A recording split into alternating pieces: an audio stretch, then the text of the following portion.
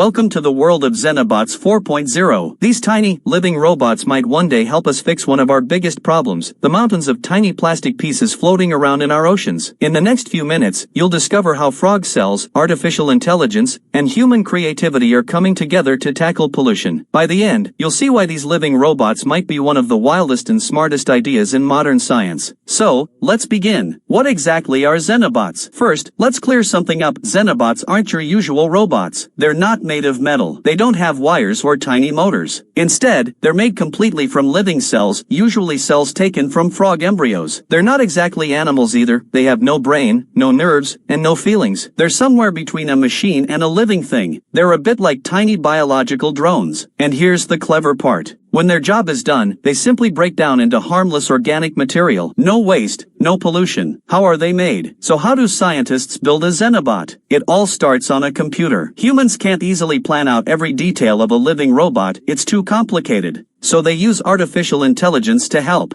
Scientists give the AI a goal. For example, design a living bot that moves forward in water, or design a bot that can gather tiny particles. The AI then runs thousands of virtual tests. It tries out shapes, cell patterns, and structures, testing which ones swim best or stick together best. Bad designs get tossed out. Good ones breed with other good ones, like digital evolution. Over many cycles, the AI finds shapes that should work in the real world. When the best design is found, scientists bring it to life. They harvest frog stem cells, grow them into skin or heart muscle, then carefully stitch them together under a microscope. When finished, the cells start moving. Tiny heart muscle cells contract and expand, pushing the Xenobot forward like a little motor. Why are they special? What makes Xenobots so interesting is that they show us something new, that life can be designed. We're not just using tools to shape metal anymore. We're designing tiny living things that can do jobs. And unlike normal robots, they don't add new waste. They don't rust or become ocean junk themselves. They're fully biodegradable. This is why scientists think they could help with one of our worst environmental problems, microplastics.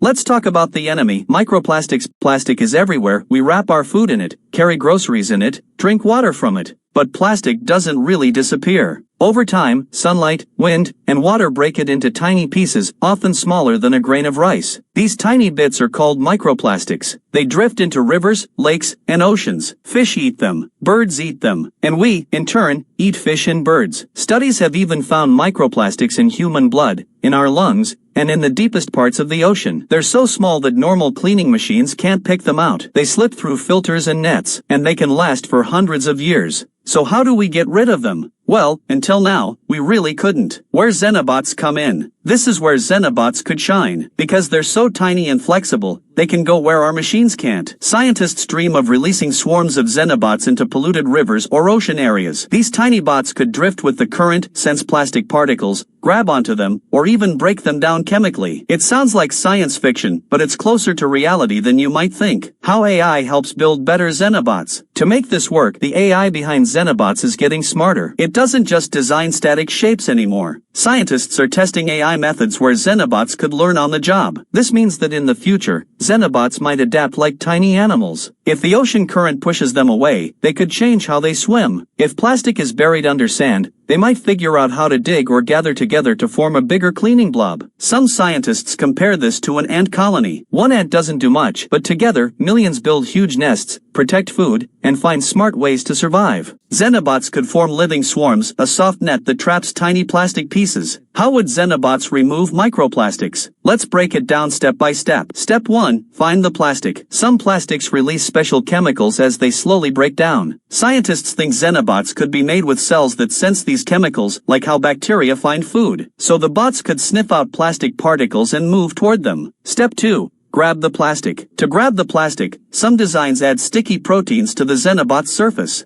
These work like tiny pieces of tape. As the bots swim through the water, microplastics stick to them. Step 3. Break it down. Some special bacteria can actually eat plastic. They make enzymes, tiny molecules that break plastic down into harmless bits. In the lab, scientists are trying to attach these enzymes to Xenobots. If it works, the bots could not only grab plastic but digest it too. Step 4. Safe disposal. Once a Xenobot is full of plastic or has finished its work, it simply breaks down. It turns into harmless proteins that other sea creatures can absorb naturally. No mess left behind. The advantages. Compared to metal robots, living bots have big advantages. Metal can rust or leak oil. Machines can break and become trash themselves. Xenobots don't have these problems. They're soft, flexible, and fully biodegradable. And because they're made of cells, they could even reproduce under special conditions, making more bots without huge factories. The big challenges. Of course, this isn't easy. Keeping living bots alive in salty ocean water is tough. There are waves, predators, bacteria, and huge temperature changes. Scientists are looking for ways to make Xenobots tougher, maybe by tweaking their genes or adding tiny protective layers. Another big hurdle is scale. Cleaning an entire ocean means trillions of bots.